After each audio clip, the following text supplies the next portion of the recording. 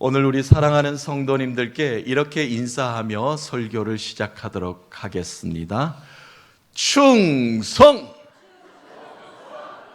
여러분들 한 주간 평안하셨습니까? 야, 고맙습니다. 최고십니다. 여러분 소문 내지 마세요. 1부, 2부는 안 받아주더라고. 근데 역시 3부 예배 오신 분들은 수준이 남다릅니다. 그죠? 한 번 더 합시다. 하고 싶었는데 못하신 분들을 위해서 기회를 한번 드립니다. 여러분들 평안하셨습니까? 충성! 고맙습니다.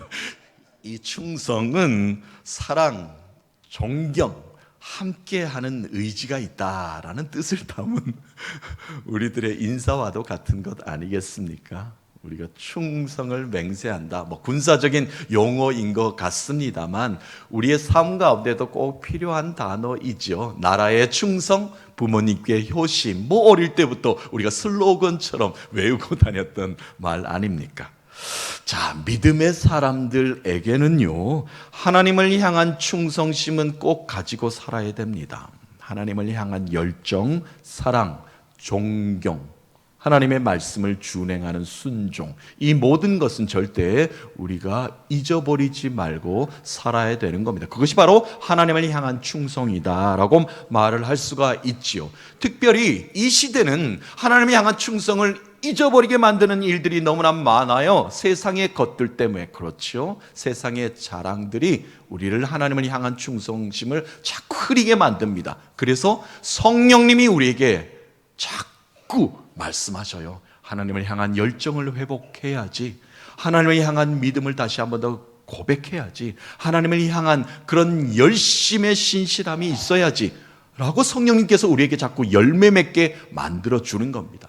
그것을 바로 헬라어에서는 피스티스라는 단어를 사용합니다. 이 단어의 뜻은요, 믿음 기본 단어겠지만 하나님을 향한 변함없는 신실함으로, 또한 한결같은 성실함으로 믿음의 열정을 가지고 살아가는 자들이 맺게 되는 이 땅의 삶에 복받는 열매다라고 이렇게 말을 할 수가 있습니다. 그 단어 속에 그 뜻이 다 담겨져 있다는 것입니다. 쉽게 말씀드려서 성령님이 우리에게 열매 맺게 하시는 이 충성이라는 것은 믿음을 지키며 사는 자에게 주시는 하나님의 복이라는 겁니다. 복이 되게끔 만들어 주시는 것이 충성이라는 겁니다. 하나님께 충성하지 못한 자가 어떻게 복을 받을 수 있습니까? 하나님께 충성을 맹세하지 못한 자가 어떻게 복을 받고도 그 복에 감사하다라고 살 수가 있는 자격이 주어지겠습니까? 그러므로 늘 우리는 하나님이 명령하신 것 준행하면서, 하나님이 가르쳐 주신 대로 순종하면서, 하나님이 길을 열어주시는 그 길을 걸으며 살면서 그렇게 사는 자가 바로 충성된 삶을 사는 자다. 아름답고 복된 충성의 열매를 맺으면서 사는 자다라고 이렇게 말을 할 수가 있을 것입니다. 성령의 믿음의 선진들은 순종의 모습을 보였습니다. 그랬더니 그 길을 걸어갔더니 하나님께서 귀한 아름다운 열매의 결실을 보여주었죠. 특별히 창세기에 족장들을 부르셨을 때 하나님께서 가라 한 길을 갔더니 그 길에 복이 되게 만들어 주셨습니다. 하나님께서 문을 열어주셨더니 축복의 문이 귀하게 열리게 되었어요. 한 번도 가보지 못했던 길입니다. 미래가 어떻게 펼쳐질지 막막한 길입니다. 하나님의 음성을 들었지만 그것이 내 삶 가운데 어떻게 적용해야 될지 한 번도 경험이 없는 사람들이었습니다. 그런데 그들은 믿음으로 순종했더니 하나님께서 엄청난 복을 그들에게 쏟아부어 주셨지 않습니까? 아브라함에게 어느 날 하나님께서 부르셨습니다. 창세기 12장부터 본격적으로 하나님의 믿음의 족장들이 세워지게 되죠. 아브라함아, 아브라함아, 너는 본토 아비 집을 떠나 내가 명령하는 그곳으로 가라. 아니, 어디로 가란 말씀이십니까? 내가 한 번도 가본 적이 없는 그곳을 하나님의 명령에 따라 내가 어떻게 갑니까? 이렇게 의구심이 날 수도 있습니다. 그러나 아브라함은 믿음에 순종하여 하나님이 가라 하는 곳으로 갔더니 어떻게 됐습니까? 열국의 아비가 되었고요, 믿음의 조상이 되었고요, 복의 근원이 되었습니다. 아브라함의 아들 이삭은 어떻습니까? 아브라함 때에서 믿음의 대가 끝날 수도 있습니다. 아브라함 한 사람이 믿음으로 끝날 수도 있지만 이 축복의 대를 이삭이 물려받았다는 겁니다. 아브라함 때에도 흉년이 많이 들었지만 이삭 때에도 흉년이 많이 들었어요. 그러니까 자꾸 애굽 땅으로 내려가고 싶은 겁니다. 곡식을 구하러 손을 벌리러 가고 싶은 겁니다. 하나님께서는 이삭의 걸음을 멈추십니다. 거기로 내려가지 말라. 내가 축복의 땅을 이미 주었지 않느냐. 너희들이 그곳에만 살기만 한다면 너희들의 복된 땅이 될 것이고 복된 민족이 될 것이고 너희들을 통해서 온 민족이 복을 받는 엄청난 축복이 결실이 있을 것이다. 너의 아비 아브라함에게도 내가 말하였느니라. 저 하늘의 무수한 별과 같이 저 바다의 모래와 알과 같이 엄청난 자손이 번성하는 복을 너희들에게 줄 것이다. 애굽으로 내려가서 손 벌리는 일은 하지 말라. 나의 백성들은 내가 복이 되게 만들어 줄 것이다. 이삭은 믿음으로 하나님께서 말씀하시는 것이 순종하여 충성하였더니 하나님께서 축복의 통로로 사용해 주셨습니다. 하나님이 복 주신 것을 아비 아브라함에서 끝난 것이 아니라 야곱 후손에게까지 연결하는 그 축복의 통로로 이삭이 쓰임 바 되었다는 겁니다. 배는 고팠을 겁니다. 후손들을 어떻게 먹일까 걱정도 염려도 많았을 겁니다. 그런데 하나님께서 멈추라고 하시니까 그의 발걸음은 충성된 마음으로 순종의 마음으로 멈추었더니 하나님께서 그들을 복주시고 해결해 주신 것을 이삭은 경험할 수 있었습니다. 야곱은 어떻습니까? 그의 아들 야곱은 야훼 하나님의 귀한 음성을 듣게 됩니다. 야곱이 본토를 떠나 도망치던 길에 광야에서 돌을 베고 자던 그 베개를 돌을 세워놓고 제단을 쌓게 되죠. 이곳이 베델이라 할 것이다. 하나님이 나에게 집을 주어 주셨다. 엄청난 하나님의 제단이 되게 만들어 주셨죠. 자, 야곱이 계속해서 떨리는 마음으로 두려운 마음으로 있을 때 하나님께서 야곱에게 음성을 주십니다. 너는 다시 일어나. 두려워하지 말고 염려하지 말고 베델로 올라가라. 그리고 제단을 쌓아라. 예배를 드리라. 두렵고 떨리는 마음을 어떻게 해결합니까? 너가 쌓았던 제단이 있지 않느냐? 베델로 올라가라. 온전히 예배자가 되라. 그리하면 내가 너희를 책임질 것이다. 그 명령에 순종하여 야곱이 발걸음을 움직였더니 야곱이 이스라엘이 되게 만들어 주셨습니다. 야곱의 후손들을 통해서 이스라엘의 12지파의 강건한 나라가 세워지는 그 기초가 되게 만들어 주신 것 아니겠습니까? 야곱의 자손들 중에 한 사람 요셉을 우리는 기억할 것입니다.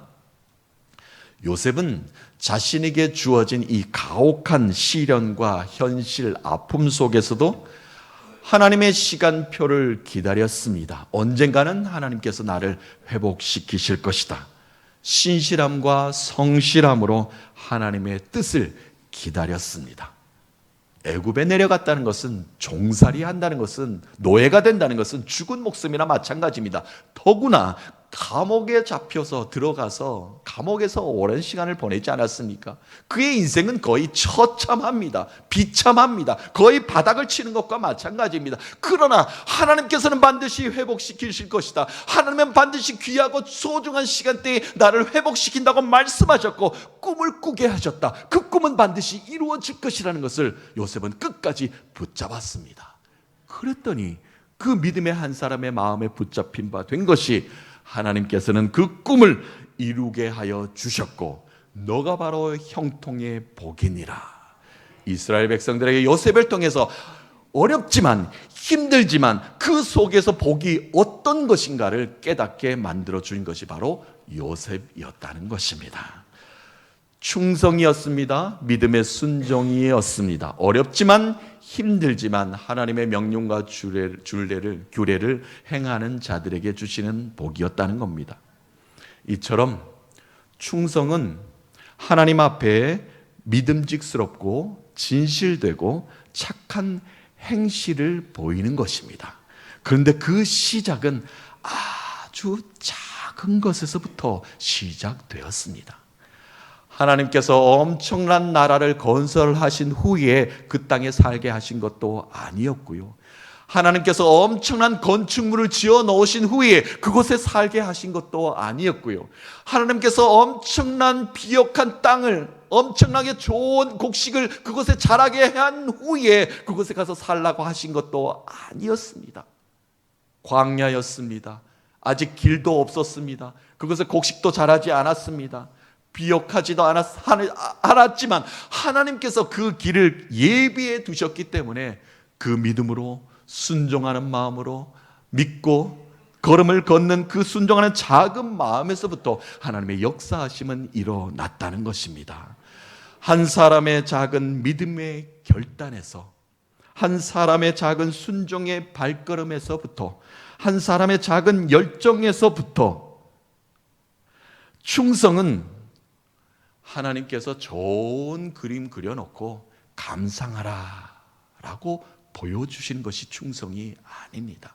충성은 하나님이 그리고자 하시는 그 그림에 계획하신 그 큰 그림의 첫 획을 내가 그어가는 것입니다. 그것이 바로 충성입니다. 이것이 여러분들의 믿음의 고백이 될 수 있어야 합니다. 작은 것이라도 하나님이 아름답게 그려가시고자 하는 것에 내가 도움이 될 수 있다면, 내가 그것에 한 획이라도 그을 수 있다면, 점이라도 찍을 수 있다면 그것에 나를 사용하여 주시옵소서. 그 마음이 충성의 시작이라는 것입니다. 오늘 우리가 읽은 본문 말씀에 사도 바울은 이렇게 고백하고 있지요. 많은 사람들이 우리 믿는 자들을 향해서 마땅히 저자들은 그리스도의 일꾼이다, 저 사람들은 하나님의 놀라운 비밀을 맡은 자로 여길 것이다. 자, 그렇다면 우리가 이제 어떻게 해야 되는가? 우리가 해야 될 것은, 그 맡은 일을 맡은 자들이 해야 될 것은 오직 충성이니라. 바울이 이야기했습니다. 충성밖에 없다는 겁니다. 우리에게 그 일을 맡겼는데 누가 하냐는 겁니다. 나에게 그 일을 맡겼는데 누가 하냐는 겁니까? 두리번 거리면서 이 일 좀 해주시오, 누가 다른 사람이 하겠지. 그것은 충성이 아닙니다. 우리는 언젠가 교회에서, 공동체에서 충성이라는 단어를 잃어버렸습니다. 잊어버렸습니다. 사용하지도 않습니다. 충성입니다. 하나님께 맡김을 받은 자, 택함을 받은 자, 그 일에 맡겨서 사용하는 자가 해야 될 일은 충성밖에 없습니다. 예수님께서 마태복음 25장에 달란트 비유에 대해서 우리에게 말씀을 주셨어요. 귀한 말씀인데요, 작은 일에 충성의 모습을 보인 자, 종에게 필요하니까 그 일을 맡긴 것 아닙니까? 맡김을 받았다는 것은 대단한 종입니다. 인정받았으니까 그 일을 맡겼겠죠. 그런데 작은 일에 충성하는 모습을 보이는 자가 큰 자가 될 수 있다. 주인이 더 큰 일을 맡길 신뢰가 그에게 있을 것이다 말씀을 주십니다. 자, 예수님이 제자들에게 하신 말씀이에요. 마태복음 25장 21절 보겠습니다. 그 주인이 이르되 잘하였도다 착하고 충성된 종아, 내가 적은 일에 충성하였으며 내가 많은 것을 내게 맡기리니 너의 주인의 즐거움에 참여할지어다 하고. 아멘. 우리가 아는 이야기지만 주인이 종들을 불렀습니다. 믿음직스러운 종에게만 주었을 것 아닙니까? 그 부름을 받았다는 것도 대단한 일입니다. 감사한 일이죠. 어떤 한 사람에게는 5달란트, 2달란트, 1달란트, 1달란트도 대단합니다. 부름을 받았으니까 얼마나 귀합니까? 그래서 주인이 시간이 되어 이제 돌아와 보았어요. 정산할 시간이 되었죠. 자, 모여봐라. 어떻게 했느냐? 내가 너희들에게 맡긴 것 어떻게 했느냐? 5달란트 받은 사람 5달란트 낚였습니다. 오, 착하고 충성된 종아, 정말 잘한노라 칭찬했죠. 2달란트도 마찬가지입니다. 배로 남겼어요. 그런데 1달란트 남긴 사람은 그렇지 못했습니다. 그는 처음부터 그런 마음이, 열심히 하고자 하는 마음이, 열정이 그의 마음에는 없었습니다. 아유, 고작 1달란트 주는가? 저 사람은 왜 5달란트 주고 나는 1달란트밖에 주지 않는가? 고작 이것으로 무엇을 한단 말인가? 아무것도 할 수 없는 이 작은 것을, 이것으로 무엇을 할 수 있단 말인가? 그는 의심과 염려 때문에 1달란트를 그냥 땅에 묻고 세월만 그냥 보내고 말았습니다. 돌아온 주인이 큰 소리 쳤죠. 이 무익한 종의 것을 모두 빼앗으라. 그리고 10달란트 가진 자에게 주어라. 그에게 또 다른 일을 맡길 것이니라. 충성된 자에게는 또 다른 일을 맡긴다는 겁니다. 충성의 마음이 있는 자, 맡겨진 것에 감사할 줄 아는 자, 더 큰 것을 맡기십니다. 작은 일에 충성할 수 있는 자가 하나님의 큰 일을 감당할 수 있게 된다는 진정한 예수님이 주신 비유의 말씀입니다. 자, 하지만 충성하지 못한 자 어땠습니까? 성실히 땀 흘릴 줄 알면서도 땀을 흘리지 않았습니다. 그랬더니 그 있는 것까지 다 빼앗김을 당했습니다. 땀을 흘릴 줄 알기 때문에 1달란트라도 맡긴 것 아니겠습니까? 그런데 왜 땅에 묻어놓고 그냥 삽니까? 여기 있습니다. 부끄러워 어떻게 그것을 내놓습니까? 하나님께서는 그것마저도 빼앗으신다는 겁니다. 그리고 일할 수 있는 자에게 더 능력과 힘을 부여해 주십니다. 사랑하는 성도 여러분, 주님은 오늘도 우리에게 말씀하십니다. 내가 작은 것에 내게 신뢰를 주었노라. 그러므로 내가 더 큰 일을 너에게 믿고 맡기겠노라. 우리에게 맡겨진 작은 일에 감사의 열매를 맺으신 여러분 되시길 주님의 이름으로 축복합니다. 순종의 발걸음은 절대 멈추는 일이 없습니다. 승리의 개가를 부를 날이 반드시 곧 우리에게 주어집니다. 사랑하는 여러분, 충성하십시다. 우리에게 맡겨진 일에 충성할 때 하나님의 놀라운 능력과 은혜가 우리에게 부어줄 줄로 믿습니다. 충성은 변함이 없어야 됩니다. 잠깐 우리가 충성하였다가 조금 시간이 지나면 변질되고 그러면 그것이 충성이다 말을 할 수가 없지요. 박세리 선수 이야기 잠깐 하겠습니다. 박세리 선수는 골프 선수인데요. 1998년도에 미국에서 큰 골프 대회가 있었습니다. 미국 US 오픈 골프 대회인데 전 세계 유수한 선수들이 다 참여를 하였습니다. 그런데 박세리 선수가 이제 승리를 눈앞에 두고 있었는데 마지막 공을 쳤는데 그것이 연못 주위로 그냥 굴러가고 말았어요. 거의 우승을 눈앞에 두고 다른 한 선수와 박빙의 대결이었는데 이거 그냥 우승을 놓칠 그냥 위기가 눈앞에 찾아온 것이죠. 박세리 선수는 양말을 벗고 연못 안으로 들어갑니다. 그래서 밖에 있는 공을 걷어 올려서 마지막에 그래도 무승부로 마무리를 됩니다. 그리고 나서 이 연장으로 끌고 가게 되지요. 그리고 우리가 알다시피 끝내 연장전에서 승리를 거두게 되었습니다. 자, 이 당시는 온 국민이 우리나라가 외환위기 IMF를 겪을 때였습니다. 이 무명의 선수, 이 동양의 여자 어린 조그마한 선수가 우리 시리에 빠져 있는 국민들에게 큰 힘과 용기를 주었습니다. 그때까지는 골프 박세리 선수가 누군지 잘 몰랐죠. 그런데 미디어에서 홍보를 하기 시작합니다. 우리도 힘을 냅시다. 마지막까지 최선을 다하면 위기가 있지만 이것을 극복할 수 있습니다. 승리는 우리 눈앞에 곧 다가옵니다. 라는 것으로 우리에게 계속해서 홍보 영상을 제공해 주었습니다. 그때 함께 울려 퍼진 영상과 함께 노래가 상록수라는 노래였어요. 상록수. 여러분 가사를 기억하실지 모르겠지만 제가 여러분에게 좀 띄워드리겠습니다. 가사는 이러합니다. 저 들에 푸르른 솔잎을 보라. 돌보는 사람 하나도 없는데 비바람 맞고 눈보라 쳐도 온 누리 끝까지 마음껏 푸르다. 우리가 나갈 길 멀고 험해도 깨치고 나가 끝내 이길이라. 아멘입니다. 야, 세상의 노래 가사도 이렇게 아멘이 절로 나오네요. 우리의 신앙이 믿음이 그렇지 않습니까? 모든 것이 변해가는 세상 속에서 또한 광야에 비바람 맞으며 홀로 서 있는 것만 같고요.